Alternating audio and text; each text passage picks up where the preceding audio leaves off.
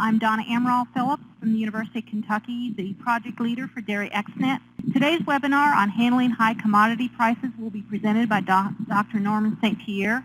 He is from the Ohio State University, and I need to make sure I get "the" in there. He's a professor there in the Animal Science Department. He grew up in Canada, where he received his BS degree in Animal Science and Master's degree in Animal Nutrition. He then got his PhD from the Ohio State University in Dairy Science, and then he spent a year in New Zealand as a postdoctoral fellow working on various aspects of farm production economics and systems modeling. For the last 10 years, he worked in the private sector before joining the Department of Animal Sciences in 1997 at the Ohio State University, where he is currently conducting research and extension programs in the area of dairy farm management, information processing, decision support systems, and nutritional economics and optimization. We're very proud to have him here today to talk about handling high commodity prices and what we can do to deal with those. The topic today that we want to cover is this issue of high commodity prices, and it comes as no surprise that most producers feel really that they're getting squeezed by high feed prices, and they are, but they also many feel defenseless, and that they are not. First line of thinking is generally to use derivative feed and milk markets, that is futures and option, as a mean to preserving their margins. What is often forgotten is that derivative in general do not enhance the margin, they just shift the risk. And here we're talking about not only preserving margins, but hopefully enhancing that. So there's many things that producers can do. I'll briefly explain some of those today, and then at the end we'll have time for discussion, and I hope some people can jump in and maybe even add to the what I'll be presenting. The higher commodity prices, the way I look at them right now, are here to stay. The fundamentals that have forced the world prices of grains and coarse grains up are still there, and I see nothing changing. But the producers, again, are not completely defenseless. And that will take, though, a change in thinking and attitude and a sharper pencil or a different pencil at times in the way they operate. So if I ask the question, is corn expensive? Well, if we look over the timeline of price of corn, these are on the y-axis prices per metric ton. The nice thing is you take those that are in U.S. dollars, if you divide by 40, you get the price per bushel, where most people are accustomed to in the United States. And so if we look back over time, for a long period of time, the corn was basically moving between $2 and $3 a bushel. And even there in the early 2000s, we had corn on the cost per metric ton that was even under $80. It takes very little to observe the drastic change that started to occur in late 2005. That was with the 05-06 corn marketing year. It has gone up and down, but the new region of where the corn is moving has greatly accrued over that period of time. And there's different reasons for this, and but the factors that are responsible for that are here to stay. So from a historical perspective, yes, corn and all feed prices have gone up. So what can be done? And I've grouped them under different topics. The first one is to go and shop better. What this means is, well, maybe you can find the same feed but cheaper somewhere else. So it might require some additional shopping. Now, you have to make sure that you're comparing apples to apples when you do that, and especially when you're dealing with commodities. Bakery byproducts means very different things in different markets or from different suppliers. Distillers' dried grains also can vary considerably depending on their sources. So commodities can carry sometimes the same name, but they may have very different nutritional specifications. Also, one has to be cognizant that feeds often are bought with services that are bundled in. For example, some suppliers include feed analysis and ration balancing with the feed, so that has to be factored in. You have to use services that have some value, but you have to make sure that you do require those services because you're paying for them inherently, and also that they're delivered at a competitive price. And so it's the same as if you're looking to buy a tire. Well, you can look, and the same Goodyear tire might be different prices in two different places, but in some instances it includes the installation, the balancing of the tire, maybe the alignment of the four tires. So you have to factor those in. That's important to compare apples to apples.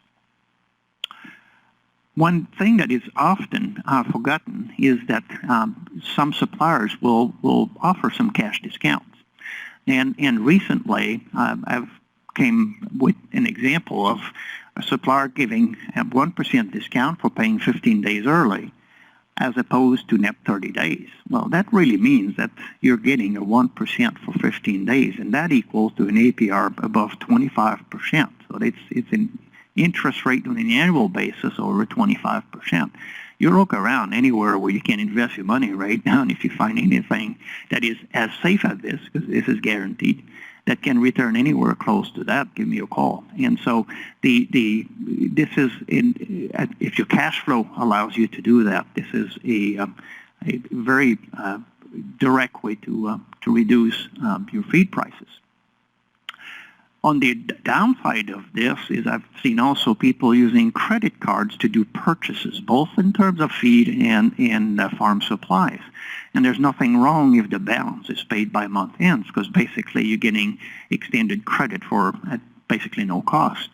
But I've seen also a lot of credit card balances moving from month to month. And once you look at the interest rate on credit card balances, I think even your lousy brother-in-law probably can extend money cheaper to you than what credit cards are charging for credit. So this is an area where producers should really avoid. And then make sure that you're getting what you pay for, and you know what you're paying for. In many instances, producers do know that, but I came across recently of a reduced cost nutritional service where the cost per cow per month was extremely low, but a certain premix had to be included, and the premix in question, as far as we can tell, was nothing else than limestone in salt, and was being priced at $500 a ton. So that becomes very expensive calcium in sodium, and in this case, the producers were not aware of that. This is not too frequent, but again, you have to make sure you check on that. So you shop better, or you can shop also wiser. And by finding wiser is there always in any market. There's always some underpriced feeds.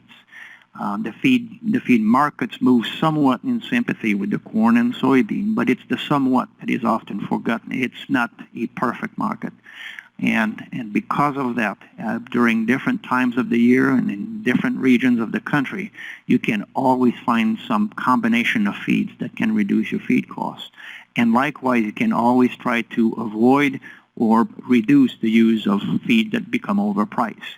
Now, underpriced feed is not the same as cheap, and overpriced feed is not the same as expensive. And the difference is in underpriced feed means that its market price is less than the value of what it contains.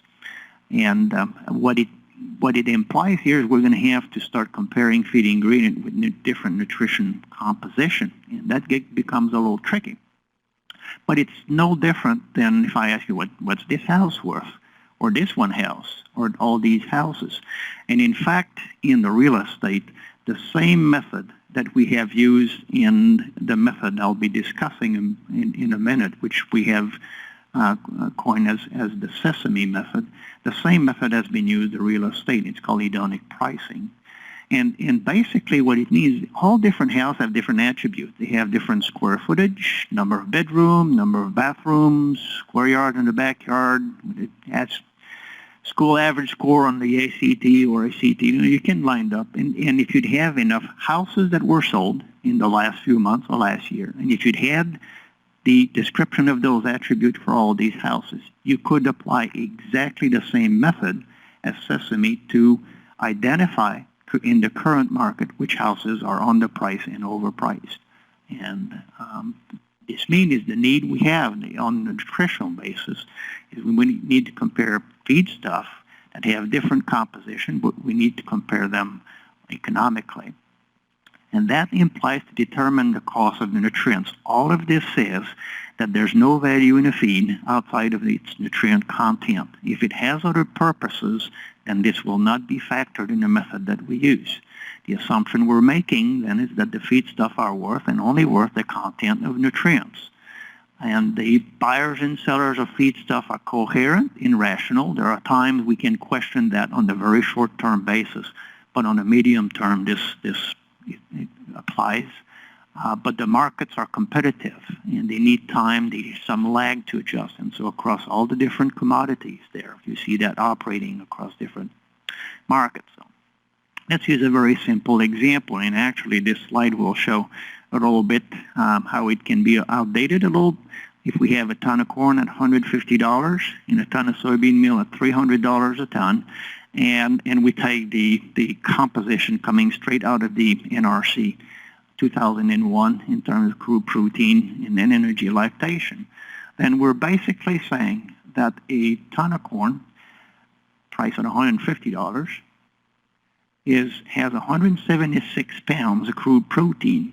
We don't know what the price of crude protein is. But if we knew that, multiplying 176 by the price per pound of crude protein would give us the value of crude protein in 1 ton of corn. Likewise, we know that there's 1,566 megacal in a ton of corn, but we don't know what the market is pricing the megacal. If we knew that, that would be the value of the energy in 1 ton of corn.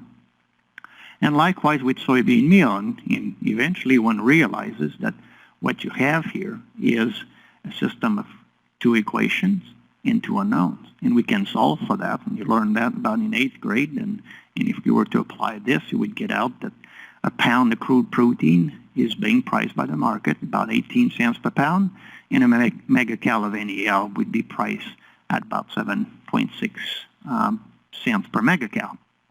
Well, that part is easy. That has been known for a long time. It should be called the Peterson method because that's the first author who published this approach in 1932. It is fundamentally what is being applied in the feed valve software coming out of Wisconsin, except they've added other barometer feeds.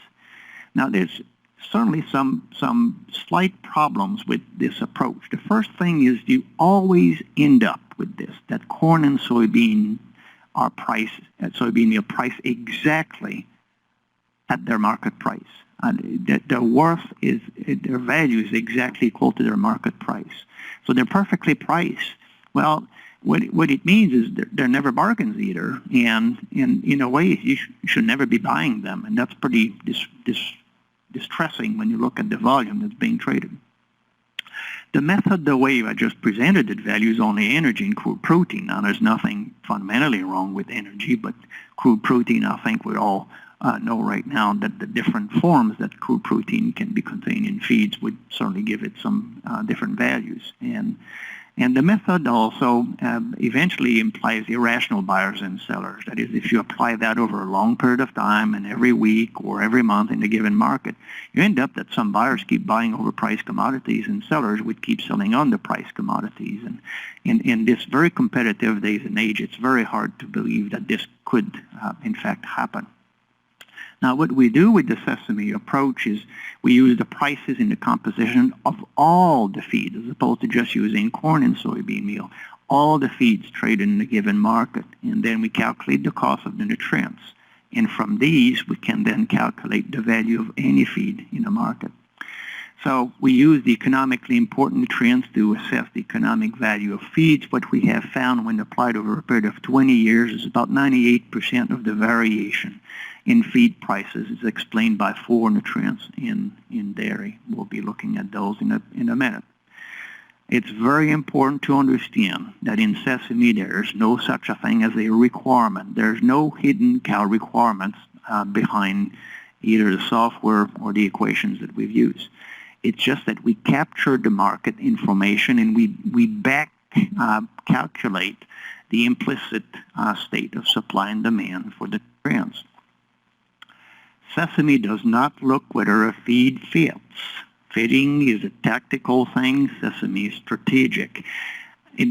Going to the real estate analogy, I could maybe identify a one bedroom house that's severely underpriced right now in the city I want to buy. But if I have a family with 5 kids, it doesn't fit. So it could be a real bargain, but not for me. So likewise, when we look at feeds, it just identifies those that are underpriced. It doesn't mean that on a given farm operation, it will fit based on the current contracts and state of production and forage analysis and so forth.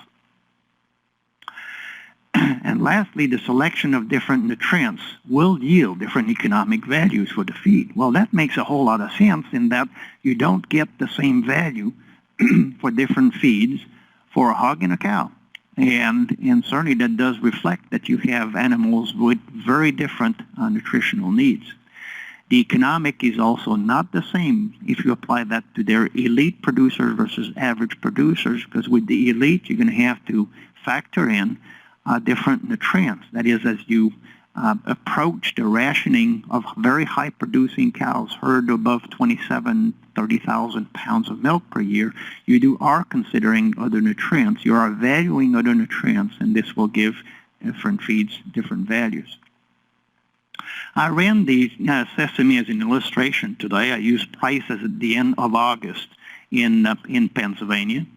And in this case, I use net energy lactation, rumen-degradable protein, digestible rumen non-degradable protein, effective NDF, and non-effective NDF. This set of nutrients normally captures about 98% of all the differences in feed prices you have in a given market. So based on this, at the end of August, net energy lactation was priced close to 17 cents per megacal.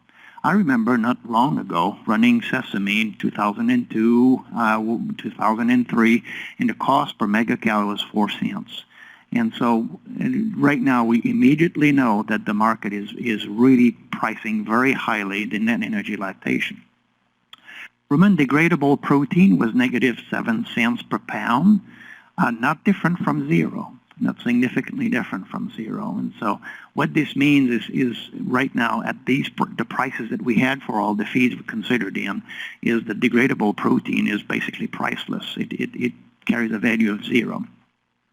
Digestible RUP was priced approximately 40 cents per pound, effective NDF about 10 cents per pound, and somewhat on the high end of the scale that we've seen historically, whereas the non-effective NDF was basically carrying a value of zero. And we see that very consistently across time. It reflects that non-effective NDF has very little use outside of ruminant nutrition. It carries absolutely no value and is undesirable in non-ruminants. It dilutes the energy, and so we're basically being paid indirectly by the market to kind of make use, recycle that non-effective fiber. And there are times where we have seen getting into minus 10, minus 15 cents per pound, which really means the human food processing is generating that, and they have too much on their hands, and they're willing to pay producers, dairy producers and beef producers, to make use of that. The calibration set lists the actual price. These would be the market prices that we have versus the predictions. This is what Sesame says it should be worth on the break-even. And then we calculate a 75% confidence limit.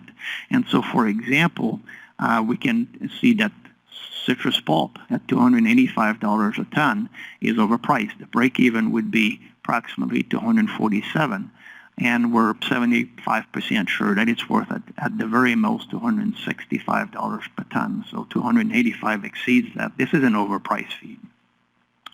On the other hand, we see that distillers' grains at $291 a ton, which is a greater price than citrus pulp, is still a bargain, because we're 75% confidence it's worth at least $317.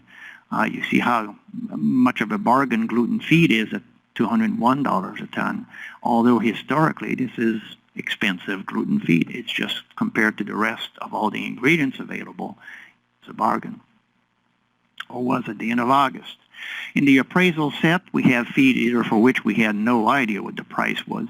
And so in this case, it tells us a premium alfalfa, 38% NDF, which would be about 28% ADF for people using that system. The predicted value is 253. We do some corrections on the forages that I won't spend time explaining today, but it says here we think this feed has a break-even price of about $285 a ton, whereas a very low-value alfalfa, low quality at 48% NDF, would have a real value of about $200 a ton, given the current milk price of about $20 per hundredweight.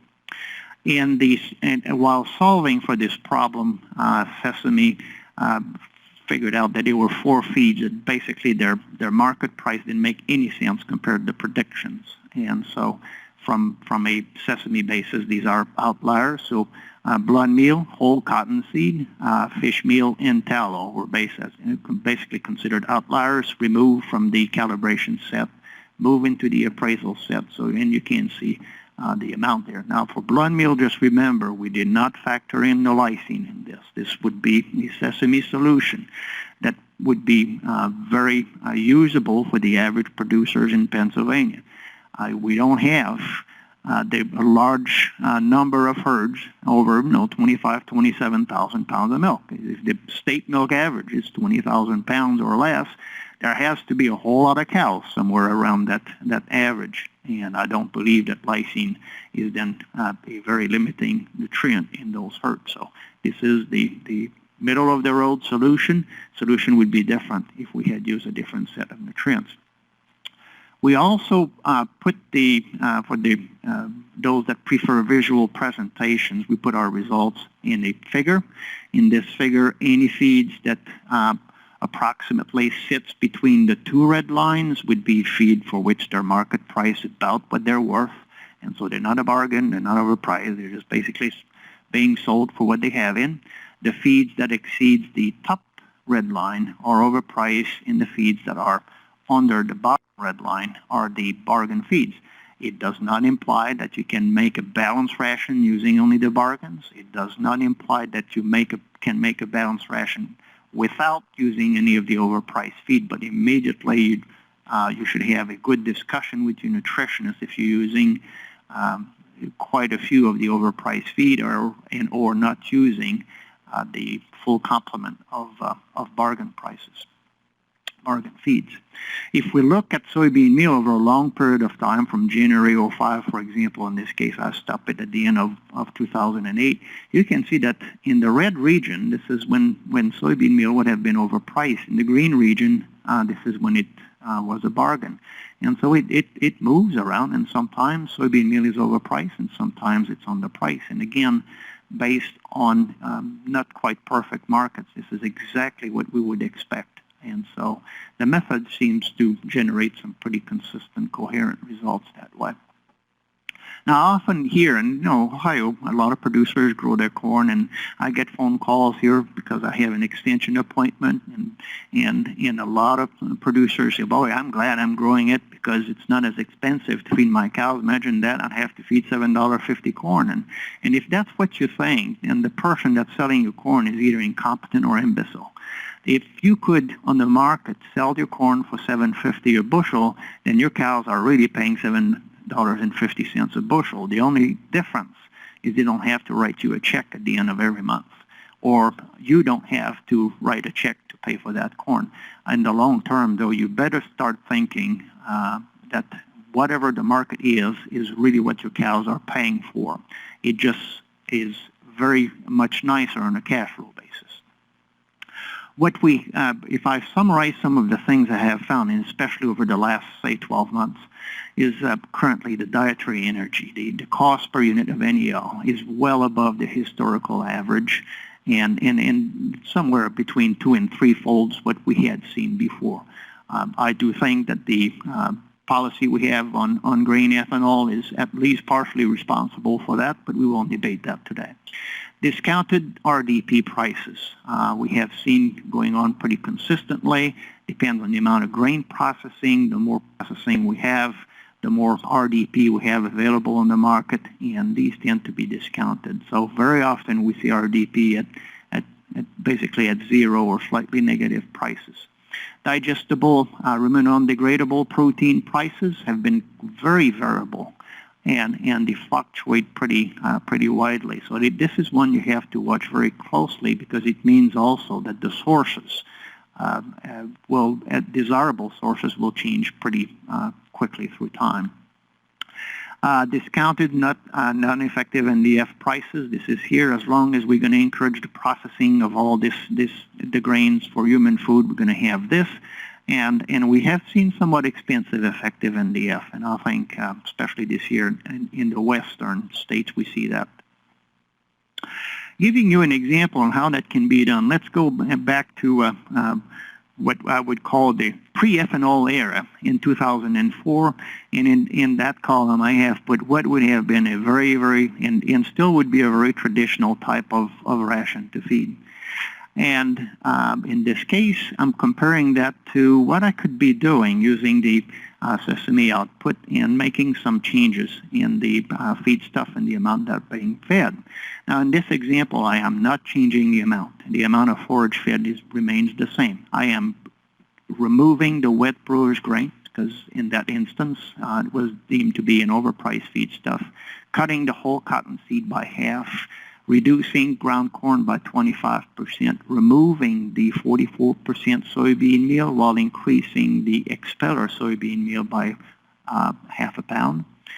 And then I'm making use of a blend of distillers dried grains and soluble, corn hominy, gluten feed, and wheat middlings. And in the sum of all those is, 10, 12 pounds per day. And I'm also then removing tallow, which has been considerably overpriced over the last few years. Now, if we look at the nutritional specification of these two diets, on an energy basis, the cows wouldn't see any difference whatsoever. They're isocaloric.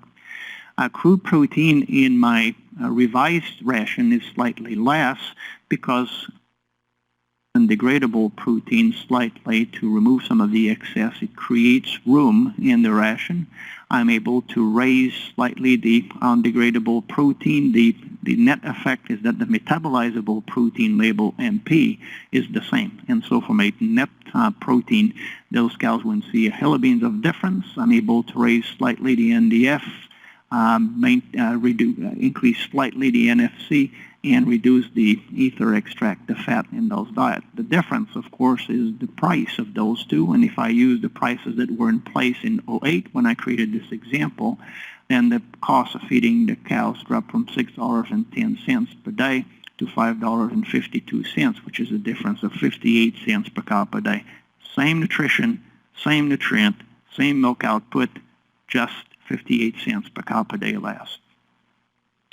So we can shop better, we can shop wiser, and the next thing I want to cover is avoid the black holes. We have shrinkage in our commodities that are obscene on some farms. I have often measured shrinkage of commodities in excess of 5%. A pile of commodity out there being subject to being blown by the winds and eaten by a bird, and you have a shrinkage that far exceeds 5%.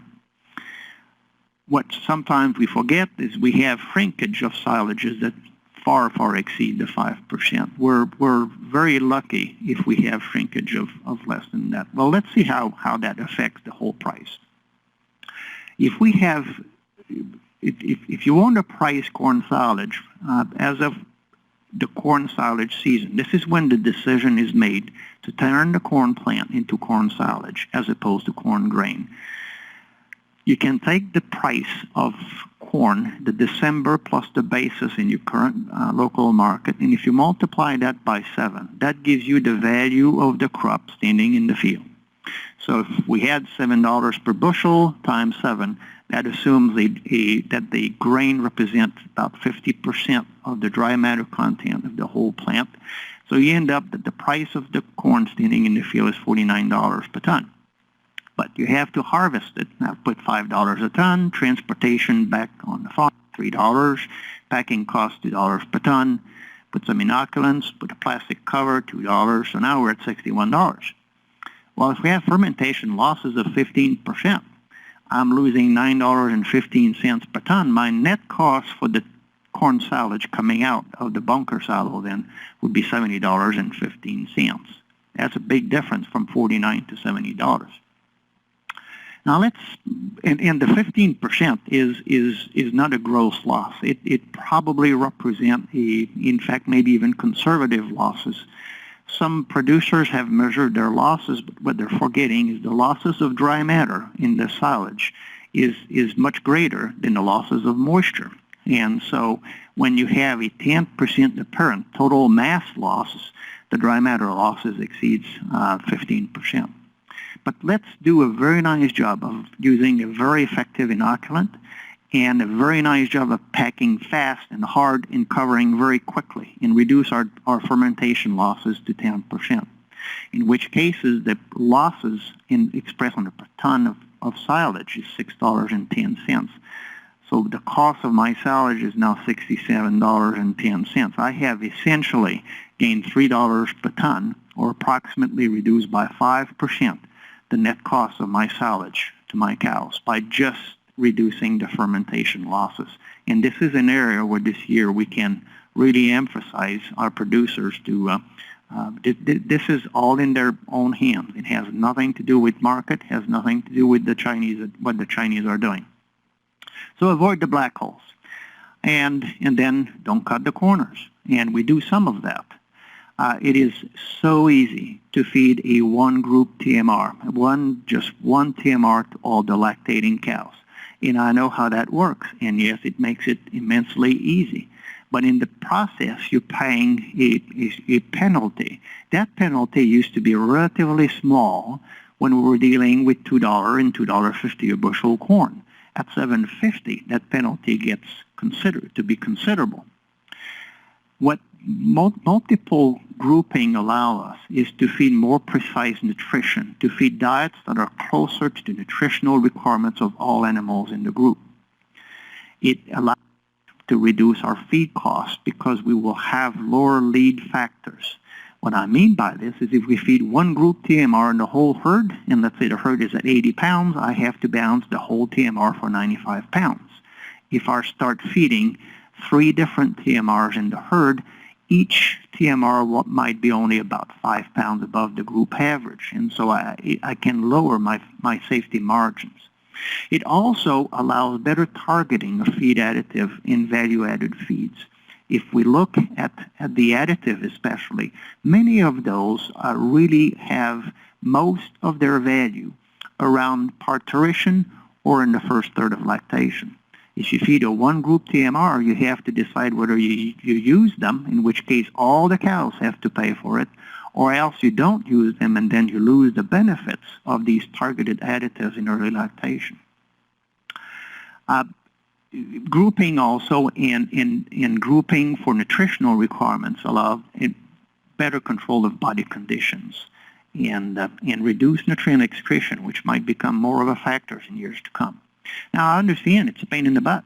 It requires very considerably more management to be done as rations are being mixed. You may have a transient reduction in the production of animals when they are moved from group to group, and the labor and management demand is increased. It's more complicated to feed. It might be a pain in the butt, but it's worth at least 25 cents per cow per day in today's market. So if I have a 1,000-cow herd, it's worth $250 per day. I can pay somebody $25 an hour, 10 hours a day, to just sit somewhere and just monitor the process to move along with this, and I would still be breaking even. So there's certainly some considerable potential there. The value of the multiple rations, though, if you want to get those, you have to avoid steep changes in diet composition. Some people have gone that way in the past. The concentration of the nutrients between the high and the low diet was way too different, and cows can adjust that well. We now know also that if you move a large number of animals at once, it will reduce the effect of moving the cows, and the larger the pens, in which they are moved also, the smaller the effect will be. I've called that the high school syndrome. It's just like the larger the high school, and then suddenly in mid-year, if you have a very large high school mid-year, you move a new kid in there, it just will go unnoticed. They don't know everybody. The larger the group of new students that you move in, if you have a whole bunch moving in, the transition will be very much shorter. And the larger the middle school the students are coming from, the less adjustment will be made. And so the larger the pens, the less effect is. The more cows are being moved at once, the less the effect is. But what I see right now is a lot of our pens, the grouping is made by breeding status, and we lose all the potential benefit from the nutrition side. And so somebody should be really paying attention to this, because there's some good money left on the table. My practical recommendation, a herd of less than 100 cows, one group, 100, 300 cows, maybe two groups, and over 300, three groups, and much above three groups, three different lactation rations, you don't have much to gain anymore. Lastly, using feed additive to hide management flaws. Feed additives have their place, and some of them are very targeted. But I have seen some rations where you had everything thrown in but the kitchen sink.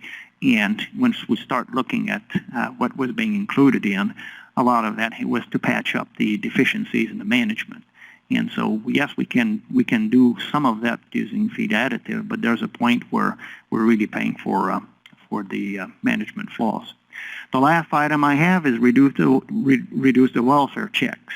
We don't realize sometimes that dry cows and replacement heifers are just basically welfare recipients. They sit there all day, don't do a whole lot. They eat, they're being housed comfortably, and yet they don't produce a dime, and the lactating cows end up having to pay for them. So that's pretty well described what a welfare system is. And so these animals are welfare recipients. And so at some point you have to look at how many of those do you have compared to your lactating cows. Well, we'll work out an example. Let's take 100 lactating cows, and with 12 dry cows and 80 replacement heifers. And we'll have a feed cost of $6.60 per cow per day for the lactating cows, $2.50 for the dry cows, $2 per day for the heifers. Milk production of 70 pounds, a milk price of $20 per hundredweight, and then we'll just add $6 per hundredweight of non-feed cost, all the rest of the costs occurring. So, in this table, I have the income, I have the feed cost, the income over feed cost, and lastly, the income over total cost. In the different columns, express those results either as dollar per herd per day, dollar per herd for the year, dollar per lactating cow per day, and dollar per hundredweight of milk. If we look on a per lactating cows, the feed cost we had before was $6.60 per cow per day. But if I express that, the cost of feeding my dry cows and my heifer, the welfare check, and I pass those costs to my lactating cows. Now my feed cost is $8.50 per lactating cow per day.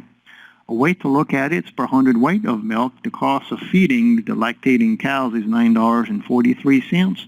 But once I factor on top of it the cost of feeding the dry cows and the heifers, I'm at $12.14.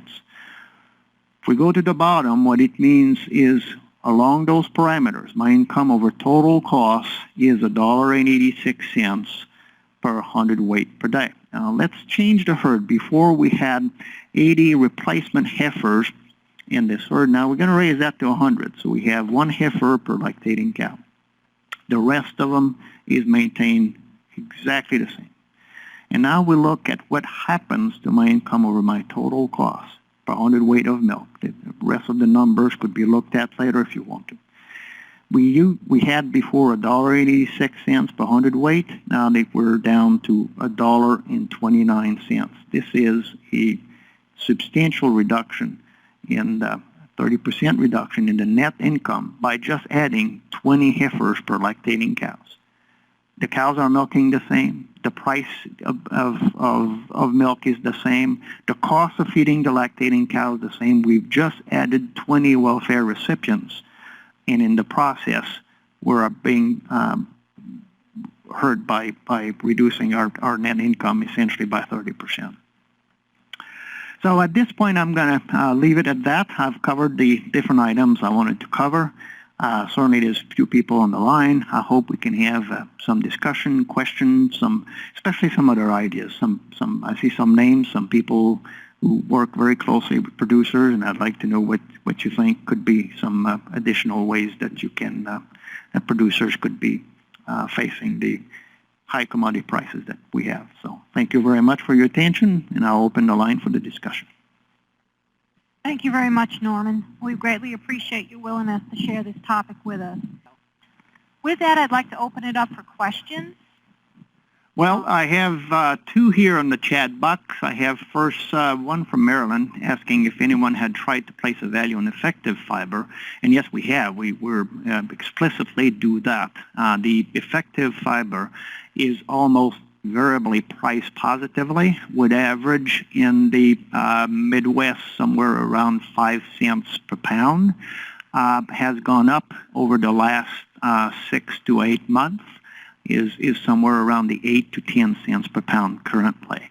And again, historically, when we even look back over a period of 20 years, the effective fiber is almost all the time has a positive value, so it is priced. And in fact, it does reflect the reason why we're feeding forage.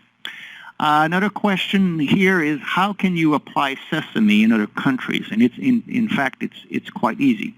First, the sesame software itself allows you to use metric tons or short tons.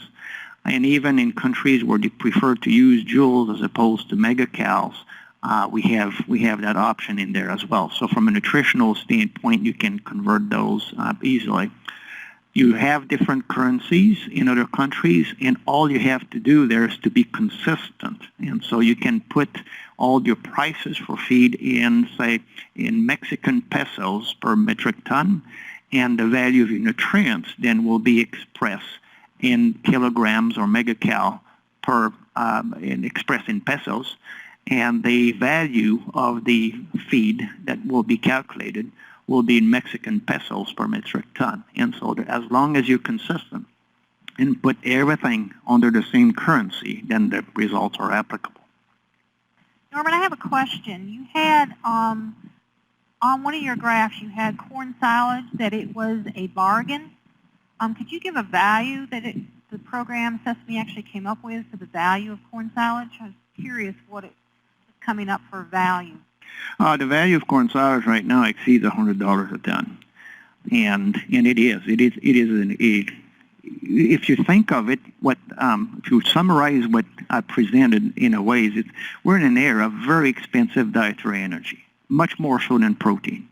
And so when we look at the cost of delivering the nutrient to a cow producing, say, 80 pounds of milk, most of that cost is the energy cost. And there's an easy way to figure that out. If the energy is 16 cents per megacal and the cow requires 40 megacal, then the cost of providing that energy is 16 cents times 40. And so you end up concluding, well, you're going to have to put over $6 per cow per day in energy alone in those animals.